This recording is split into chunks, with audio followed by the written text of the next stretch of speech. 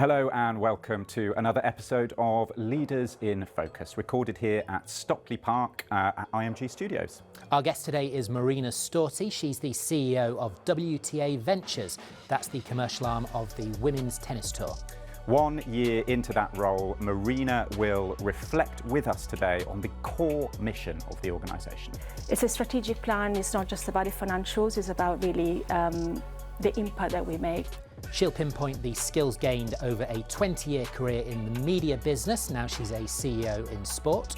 I think one of the things I learned, again, at Sky and now, is the importance to simplify the customer experience, remove friction, bring joy. And she'll unpack a pair of partnerships that have tied the WTA to Saudi Arabia. For us, it's about working with organisations that really share our ambition. This is Leaders in Focus.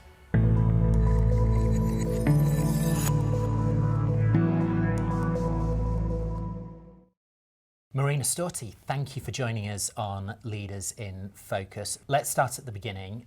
WTA Ventures, a relatively new entity. Tell us what it is. Right, so WTA Ventures was created in March last year when CVC made an investment in women's tennis, so created a partnership with the WTA Tour for really to accelerate the growth of women's tennis globally. WTA Ventures was created as a commercial entity where all of the assets of the WTA Tour that are centralized were put into this entity. So that means broadcast rights, data, sponsorship, hosting, but any form of kind of revenue, also kind of levers like brand and marketing and digital were put into this venture. And then they hired me to run it, to build it from scratch, to bring the people really to develop the plan and start to execute.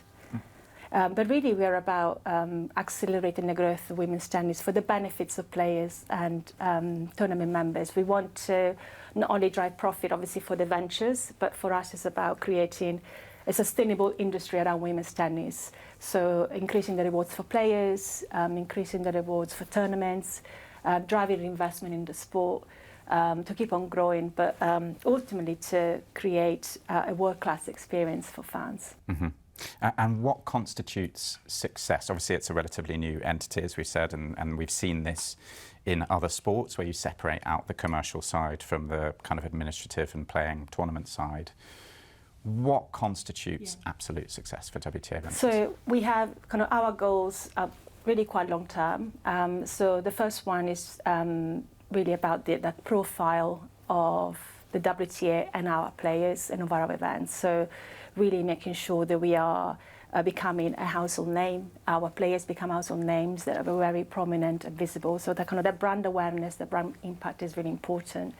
The other one is kind of fan engagement. So not only how many fans we're reaching, but also how well they're engaging with us, how they're interacting with our content, with our players, with the brand. We also obviously want to grow commercial revenue, and that a broad-based plan to really accelerate that growth over time. And then finally supporting the goal for the WTA Tour of achieving equal prize money at all events. So all of that really, it's a strategic plan. It's not just about the financials, it's about really the impact that we make globally and providing opportunities for players to be as successful as they should be. Mm-hmm. A confession and an apology from me, I think. Oh my goodness. Stage. Yeah, it's not a bombshell, but I think I got in touch with you, Marina, maybe 2 weeks or so into you starting the job, and I basically asked you to come and do an interview, and you were like, thank you, but maybe wait a little bit. And then I pestered you more or less every month from that point. So thank you, and sorry for doing that, but thank you for doing it eventually. But you did say, quite sensibly, maybe wait for a year so that I've got something to talk about. Good advice. But now we are a year into the job, and looking back at that first year, like critical period of anyone's sort of leadership job, how would you sort of rate? How would you mark your own scorecard for us? How have you done? So yeah, it has been a year, and I do remember your call. Yeah, I had actually quite sorry. a few people reaching out wanting me to speak, and which was really lovely. But I felt actually I was actually so busy. There was so much to do, and I still am. But I think it's important to tell our story. A year on, I think we are absolutely delighted with the year we've had. But if you think about when Ventures was set up in March, effectively CVC and WTA Tour had already made quite a lot of progress. So they were able to land some major changes to the calendar structure that went live this year to create more of our top events, ensure that our players were playing against each other at these top events, so our top players. So really creating the foundation for a clearer narrative, more rivalries, and a stronger kind of year-round story. So that had already been done by the time that I joined. The other one was they obviously hired me, but they also appointed a fantastic commercial board. So we have experts from WWE, from Warner Brothers, the founder of DAZN, the CEO of Tennis Canada. So we have a really, really strong board bringing in external expertise, really commercial drive, and being able to provide that guidance. And then they hired me, and I had to join in the 1st of August. So yeah, it's been a year. And really, I had to set up the company from scratch. So that means a lot of the heavy lifting, in terms of getting everything from financial reporting to everything we needed to do to set us up for success, building the organization, building the plan, but also start to execute pretty much straight away. So we had a number of commercial deals that needed to be closed that were really important to the plan. So we had to do that at the same time as obviously hiring, building the plan, and also getting to know everyone in tennis.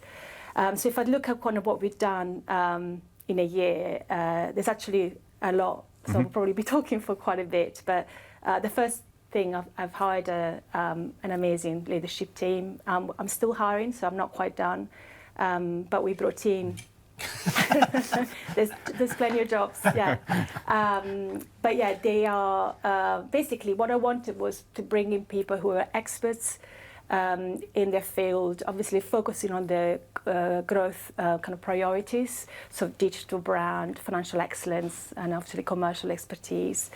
Wanted people who had enough experience to bring their own vision, working with me on that plan, but also who would roll up their sleeves, because really we are a very, very small startup organization. So we have, really delighted with the people we brought in. We then also had to build the organization kind of underneath them. And what we took the approach of bringing in a combination of people who transferred over from the WTA. So they have the institutional knowledge, the passion for the sport, they're custodian of the legacy. But they're also ready for change. They were excited about the new venture, and they were really, really excited to transfer over. And then we brought in experts from outside, whether from other sports, media organizations, other industries, to bring in marketing expertise, social and digital, data, commercial, finance, because we felt that it was really important that you bring in people from the outside to really help drive that change.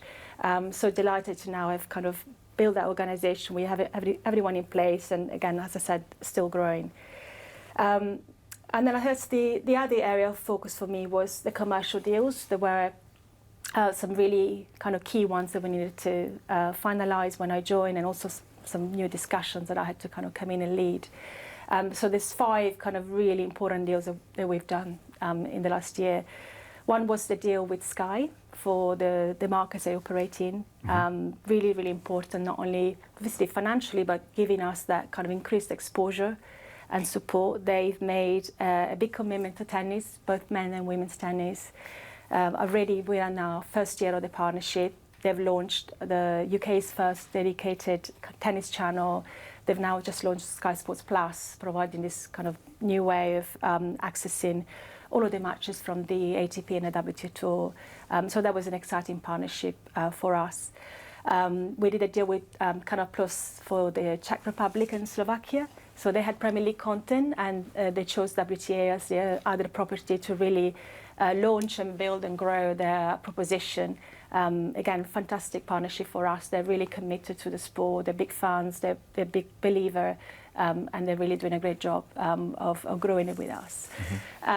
We also signed an extension to our Start Perform deal. That's to the end of the decade. That's for the distribution of our WTA data. to betting operators, but also kind of beyond that. And that's, again, that was really important to give us that kind of security, that line of sight in terms of our revenue growth going forward. And they're an important partner. Data is a very, very important element of our fan engagement plan. So I was delighted to get that kind of agreed.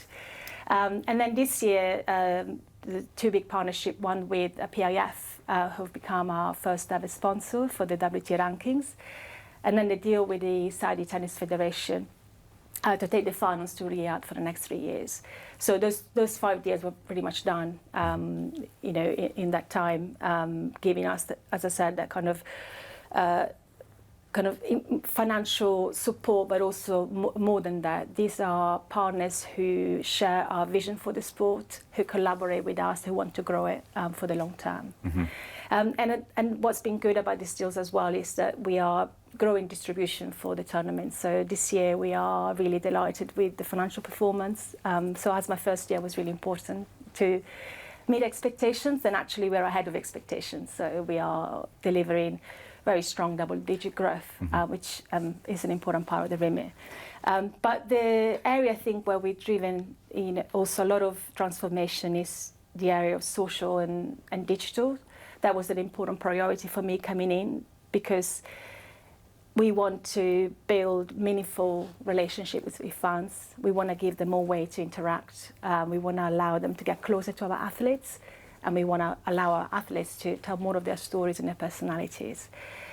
So what we've done, we've changed the strategy, much more social first, player-led, following trends, a new approach to paid media as well. And in a year, we've delivered 1 million new social followers. So that's 26% year-on-year growth.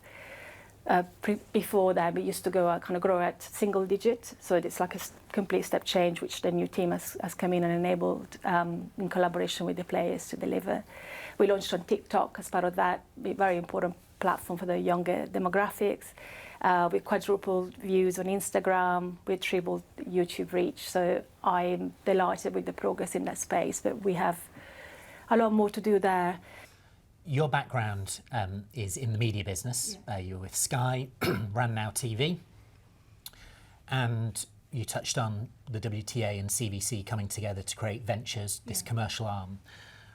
When they were hiring you, what do you think they were looking for in a CEO, and how do you see that playing out in some of the things that you've just talked about? So firstly, they were looking for someone who could really start from scratch, like a builder, I would say, someone who could come and build, who could both write a clear vision for people to follow, but then hire the team and then execute it. Again, as I said, rolling up your sleeves, so someone who can both, write that plan, but also kind of come in and work hard to kind of push forward.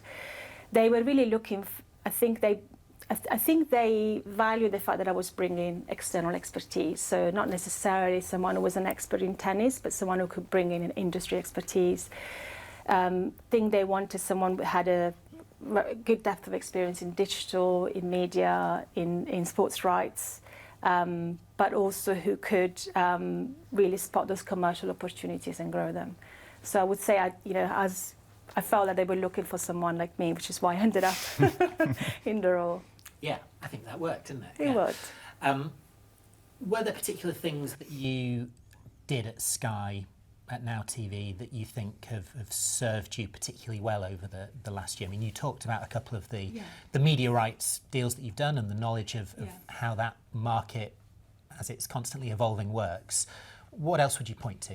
Yeah, so look, I was at Sky for over 20 years. I was there 21 years, so there's a lot that I've learned in that time, and I've done a lot of different roles there. So from corporate strategy to premium rights acquisition to proposition and product development to building and running now Sky's kind of a challenger brand and streaming service.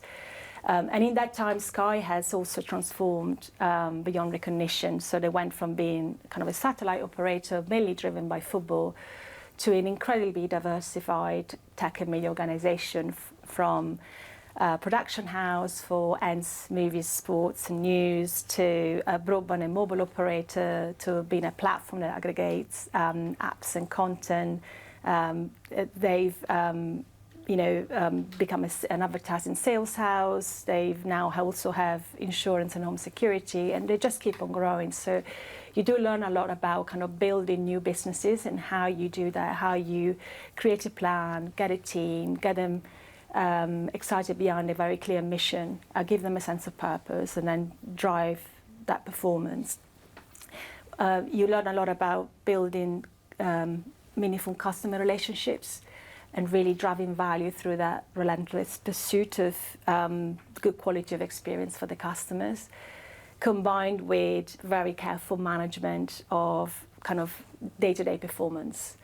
But I'd say that the thing I would pinpoint as the most valuable thing for me that I learned at Sky, that served me well now, it would be really about leadership.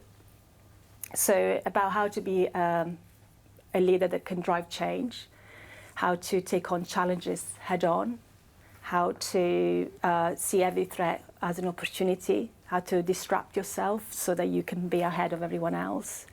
To give you an example, we launched Now TV in the UK in 2012. That's the same year that Netflix launched in this market. That was a huge, brave move. And it took about 7 to 9 years for other big media organizations to follow. And I think it's just an example of how ahead we were. Another example is during COVID. So a lot of the businesses were actually just looking for ways to get through the pandemic, to survive. Actually, we were encouraged to think about, okay, how do you use this as an opportunity to reinvent your business? What is the business you want to lead? What are we learning? What can we do? So for the Sky, for the core business, was really all about kind of accelerating that digital transformation. And for Now, we took the opportunity to do a rebrand. We did a re-platform. We completely transformed our trading, our way we go to market. We ran this program called Simplification. We really refocused on the quality of customer, quality of the experience. We've seen a lot of growth and a lot of demand, like all other streaming services were, and we used that as the opportunity to just transform the business. So when we came out of COVID, a lot of streaming operators were actually having to deal with a huge churn from people starting to go out more and going to work and doing other things with their lives.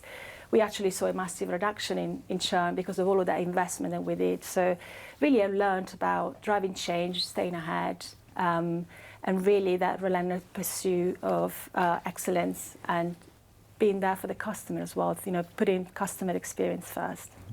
Marina, I just want to pick up on what you said about leadership and particularly tackling challenges head on, or learning how to kind of navigate challenges. And going back to one of your earlier answers, I thought it was incredibly impressive how you reeled off 6 or 7 kind of key achievements from your first year. I don't think I can go through them all, but setting the organisation up from scratch, hiring people, getting to know the board, getting to know tennis in general, setting up reporting processes, doing these amazing deals and achieving your target and more. Congratulations, Marina. Social, digital and customer data. I think I've got them all there. You did get through them. Yeah. Well, the way that Marina the way that you talked about them, it did make it seem like, wow, that's a lot, but it was smooth sailing, and you've done it all, and you achieved your goals and more, and it sounds very easy. But I'm sure it wasn't easy. It's not easy going from one type of organisation, one kind of career, to a different one in a leadership position. And I wonder whether you could point to any particular challenges you've had in that transition process and how you've worked through them. Yeah, so I would say when you come in a role like this role, there are a lot of different stakeholders. They all have different objectives, different interests, different priorities. So from players to tournaments to your board, your shareholders, and then you have everyone around the industry, your partners. So I think the challenge of how you stay the course with your plan, you have to spend time to build your relationships. That's really important. but also make sure that you remain in control of your time, and that you prioritize what you think is most important to the plan. Take guidance, really important to take guidance, to collaborate, to listen, to adapt. But I think having a very clear view of what your plan is, especially at the beginning when you're yet to prove yourself. And also I wasn't, that well known to the industry, so you have to really stay the course and, really keep pushing and keep prioritizing. I think that was, I guess, one of the challenges. There's so much to do. How do you stay on top of your priorities and not get distracted? There's been a lot of movement in tennis over the last year or so, a lot of kind of behind the scenes talks. We talk about tennis as a whole feels like there is about to be significant change coming up, but it's not quite there yet. I feel like tennis is in this kind of no man's land in general, where the same things are happening, but something is coming. It's just not quite there yet. But if you were looking, having now been in the role for a year and knowing tennis a lot better, if you were doing a very quick bullet point SWOT analysis of the WTA and tennis in general, what would you say? So SWOT analysis, so I would say if I had to pick a strength for the WTA for women's tennis, and I have to say there are many, but if I had to pick one, would be our players. They are some of the most inspiring, well-known athletes and leaders. They are role models, and really it's our job to provide the platform for them to shine on and to create the opportunities and making sure that they get the rewards that they deserve. And it's just this sheer variety. I think we are representing 87 nationalities on the tour. We have a fantastic kind of spread of kind of age from 17 to 34, and I think there's they are relatable, but they're also extraordinary individuals. So that I would say that's our kind of key strength.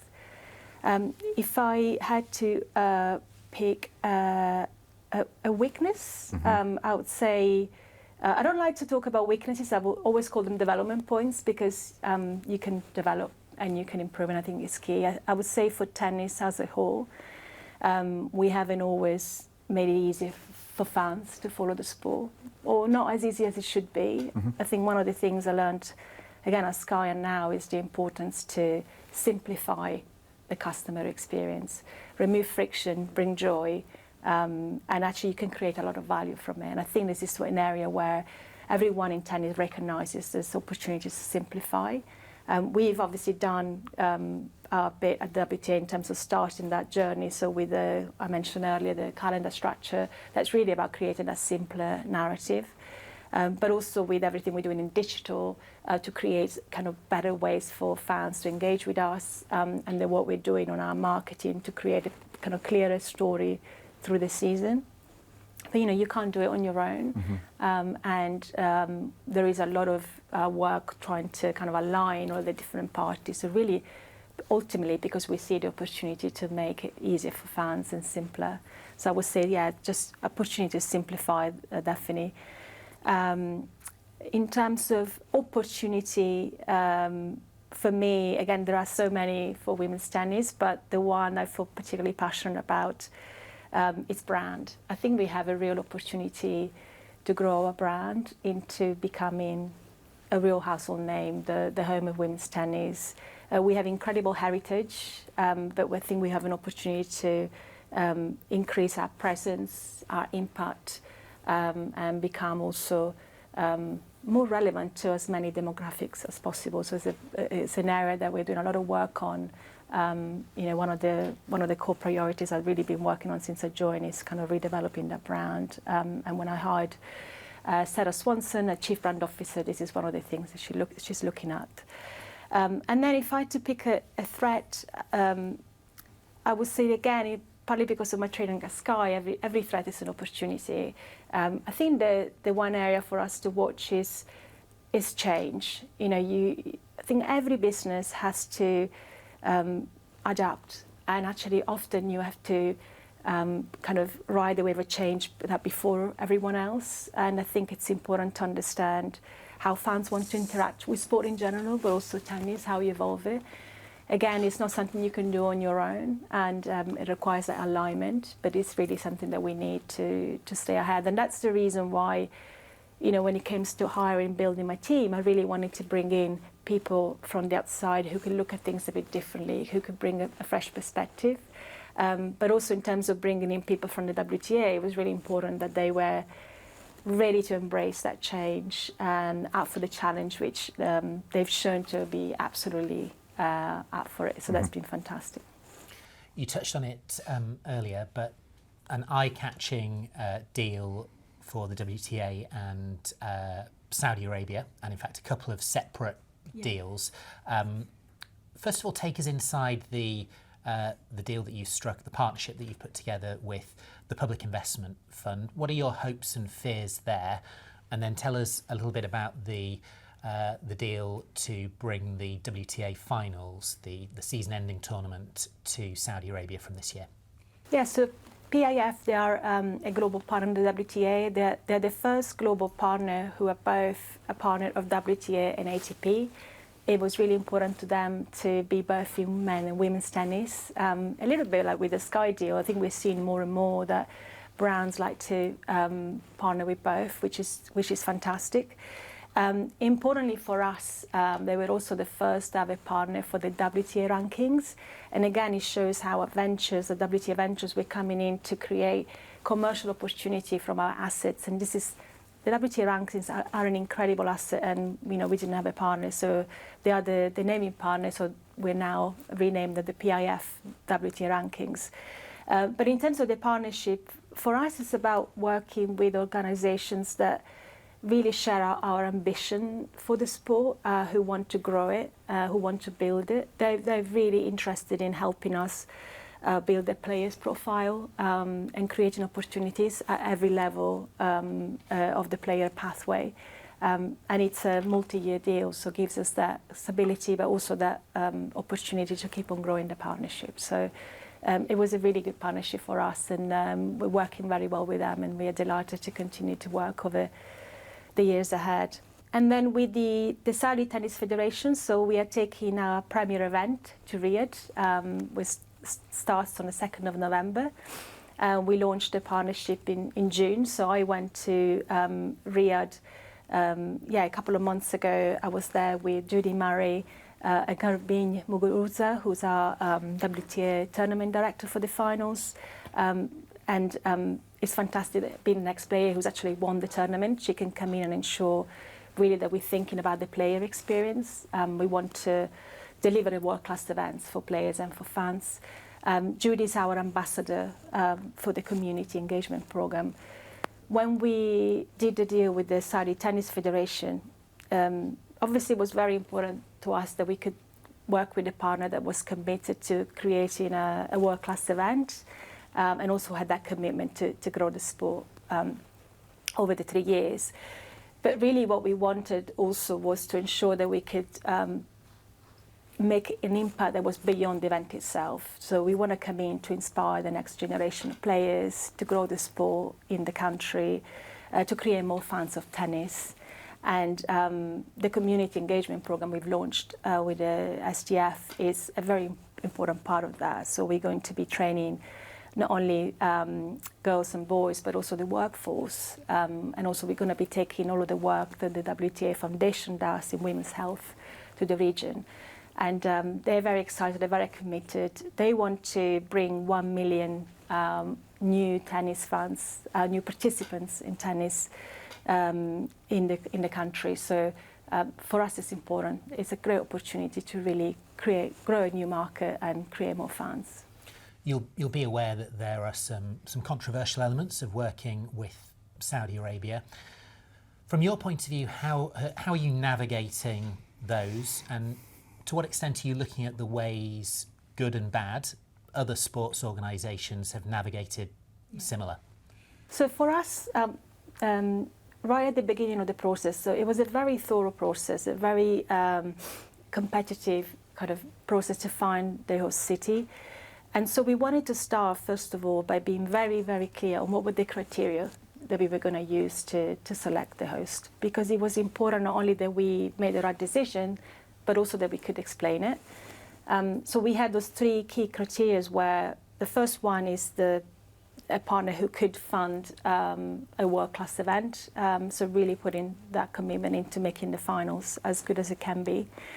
The second one was the support for our ambition to deliver equal prize money for players. So being able to fund the kind of prize money pot was another key kind of objective, really, to continue to deliver significant growth in prize money. And the third one was the commitment long-term to growing the sport. So we had those 3 key criteria, and already the Saudi Tennis Federation and Riyadh excel at all 3. So they were showing a real commitment to funding major sporting events, but we're also committed to the grassroots. They were really supportive of our drive to drive kind of equal prize money, and ultimately they felt like the best partner. But we didn't want to go anywhere that the players weren't comfortable with. So the other part of the way we navigated was right from the beginning. We engaged with all the players, directly with them. We had several calls where we took them on the journey with us, took them through the option we were facing, how we were thinking about them, what the pros and cons were, before any decisions needed to be made. So they really understood. They could ask questions. Any concerns they had, we could either take away and come back or answer in the room. And I think by the end, it was clear that they were supportive of the move. They understood what we were going to do, and they were very excited about the idea to come in and inspire, girls and boys in Saudi to become tennis players or simply become huge fans. And so that was the other piece. And it wasn't just the players. We were engaging with everyone, legends of the game. We were engaging with our members, obviously the board. I think I felt that the process enabled us to feel that not only we made the right decision, but we were able to explain it. And that's really how we navigated it. Who's going to be in charge of the media training ahead of that tournament? WTA Ventures or WTA? So we work in collaboration. So comms is an area that actually in the structure sits under WTA Tour. But at Ventures, we are kind of very, very involved. We work very closely together. From my previous time at Sky, I have some good contacts, so people that have been supporting us, so that's good. That's fine. What is that dynamic between, obviously WTA Ventures is a new entity, you talked about staffing and bringing some people over from the WTA. Steve Simon, obviously the just about current CEO of the WTA, sits on the board of WTA Ventures. How is it working? I'm sure there are sort of some teething troubles, but what's that dynamic like? And what do you anticipate Steve's replacement, Portia Archer, bringing to the mix? Yeah, so when we set up WTA Ventures, it was clear that it needed to be a commercial entity that was independent. But at the same time, we wanted for it to feel like it was part of the family, that wasn't something on the outside. We wanted to be efficient with the organization, so we didn't want to duplicate roles. So we've created a structure where I support the tour, but also with their marketing needs, and the tour supports Ventures with kind of HR and some of the kind of other support functions. And so it needed to feel like one organization. Steve and I think we're similar in that we're both collaborators. And so from the beginning, we said we're one family. We all, I'm here really to help the WTA become bigger and better. I'm here to make them successful. I want to leave a legacy when I've left that lasts beyond, my time as well. So really, we wanted to create a kind of common vision. So it feels like one organization, except that I have a very clear remit. But there's a lot of collaboration, and we're trying to, we have staff calls that for everyone from Ventures and WTA participating, really to ensure that everyone knows what we're doing. We have leadership meetings across the two organizations. And then obviously Portia joined, I think it was last week. So fantastic to have her on board, breath of fresh air. We have a lot of contacts in common. She has a great, track record. And I look forward to partnering with her. I think we are very clear on our remits. We have very distinct remits, but we also, again, we have to collaborate together and making sure that the organisation continue to work seamlessly. Mm-hmm. And what about the dynamic between the WTA and the many other stakeholders in tennis, but particularly the ATP? One of the possible scenarios, I guess, with this potential change coming up in tennis is that the ATP and the WTA come closer and closer together, potentially even merge. What's the dynamic like between Ventures and the ATP at the moment? So I think, again, there's been a lot of collaboration since I've joined, and we see the opportunity really to align the businesses to, again, to improve the fan experience and to remove duplication. I would say we're all trying to do the same thing. We all want to grow the sport. There is very good collaboration, and I think there are a lot of different discussions happening right now. And I think whatever happens, there is definitely a path to being more aligned for the benefit of fans and of players. That stakeholder map in tennis also includes the 4 Grand Slam tournaments, the International Tennis Federation, which obviously have the Davis Cup and the Billie Jean King Cup. As you sort of assess all that, and you've been doing a lot of learning, I would imagine, a lot of meetings with all of them over the past year or so, what's your best educated guess as to where tennis will be in, say, 2 years' time? So I think, look, from obviously my focus right now is to growing women's tennis, but obviously the whole sport has a real opportunity to keep on growing. We are seeing record viewing, we're seeing growing attendances, we're seeing growth in social, as I mentioned. Obviously WTA was a real step change, but the ATP is growing as well. And for us, it's really what we want to see at the WTA in 2 years' time is to really step change the brand and growing that awareness and that profile, continue to grow our reach and our viewing, and start to build a real pipeline of kind of commercial partnerships that will take the sport into a really brilliant future. I think the future is brilliant for tennis. Tell us about where you go to for a bit of guidance. Who are the people that you look at if you were setting up your dream WhatsApp group of advisors, of mentors to run decisions by, to throw challenges at that you're facing? What would that look like? Who would be in it? So I have a really good network. And what would the profile picture be? I probably wouldn't put everyone on the same WhatsApp group, and it's a little bit like phone a friend. But it depends on what the question is. I go to my team a lot. I feel lucky having an extraordinary team, and they bring so much knowledge and expertise and great judgment. So, we debate and discuss things a lot, and I go to either them individually or as a team, just to access their expertise and their point of view, or as a sounding board. The chairman of the WTA Ventures and the tour, Steve Simon, hugely valuable source of guidance for me, particularly as I navigate the ecosystem. And he has a lot of experience and has seen a lot. My board, both individually and together. But I also have a great network of former colleagues or former bosses who I know, who know me, who will say, who will provide fantastic guidance, or sometimes just saying the thing you need to hear in the moment. But I think it really much depends. But I also since I joined WTA Ventures, I've built a fantastic network also within tennis. So my colleagues at the ATP or other people in the industry like IMG, for example, I've built some great, I would call them friendships as well, that people I can trust and I can pick their brain on. So I feel lucky. We had Sally Bolton on Leaders in Focus a few weeks ago, just before Wimbledon, and I was actually talking to her about possibly more than any other sports. It does feel as though, from a player point of view, in terms of former players, there's such a lot of them around the tennis world who stick around, either as broadcasters, very prominent broadcasters, coaches, for example, or within the setup and the various stakeholder groups. Huge pool of knowledge and experience and opinions there as well that you can probably tap into. Exactly. It's amazing. I think there's enough people around me who really know tennis, and there's always someone I can ask a question to. But I'm also lucky to bring a network which is beyond tennis, of people with really, really broad commercial experience, who can really give me that external perspective. So yeah, I don't feel like I'm ever short of advice.